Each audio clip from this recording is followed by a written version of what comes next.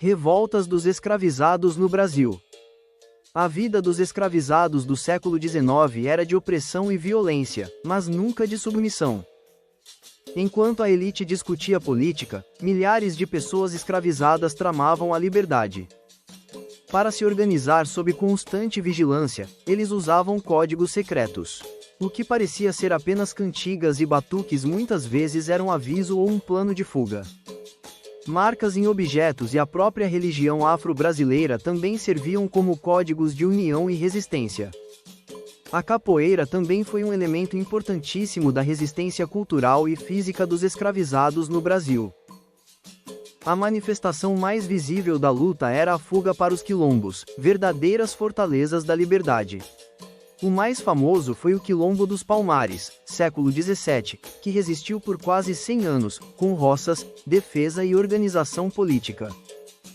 Líderes como o Zumbi dos Palmares e a Guerreira Dandara tornaram-se símbolos da resistência, lutando até a morte pela liberdade. O século XIX foi marcado por levantes grandiosos que forçaram o país a encarar o risco constante de rebelião, sendo 3 grandes revoltas dos escravizados: a Revolta dos Malês, a Balaiada e a Revolta de Carrancas. A Revolta dos Malês ocorreu na madrugada de 25 de janeiro de 1835, na cidade de Salvador.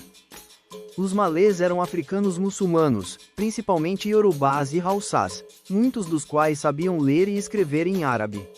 Seu levante era motivado pelo desejo de liberdade, a opressão da escravidão e a perseguição religiosa contra o islamismo.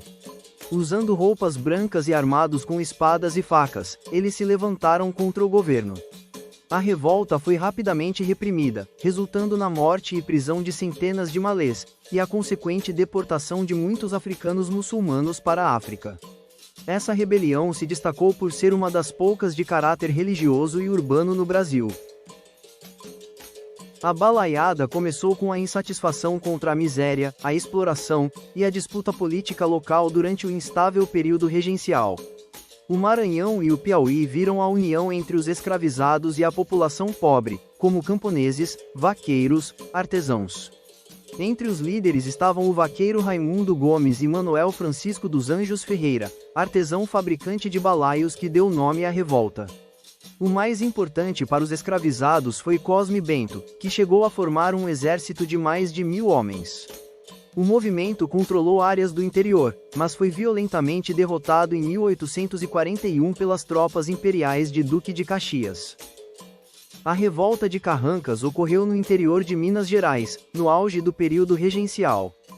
O levante começou com escravizados da rica e poderosa família Junqueira, motivados pela exploração e pelo desejo de liberdade.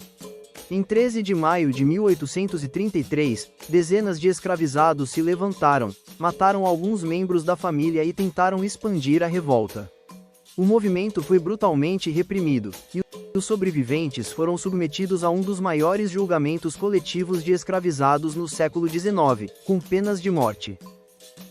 Apesar de todas as revoltas terem sido derrotadas, elas foram as sementes da liberdade que pressionaram pelas leis abolicionistas, como a Lei Feijó, que proibia o tráfico de escravizados africanos e declarava livres todos os escravizados que chegassem ao país a partir de 1831.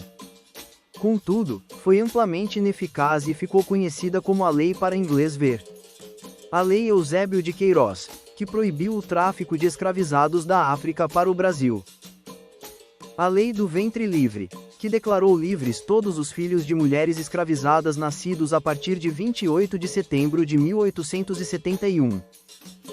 A Lei dos Sexagenários, que concedeu liberdade aos escravizados com mais de 60 anos. E finalmente a Lei Áurea, que aboliu definitivamente a escravidão no Brasil, apesar de não prever indenizações ou reparações aos ex-escravizados.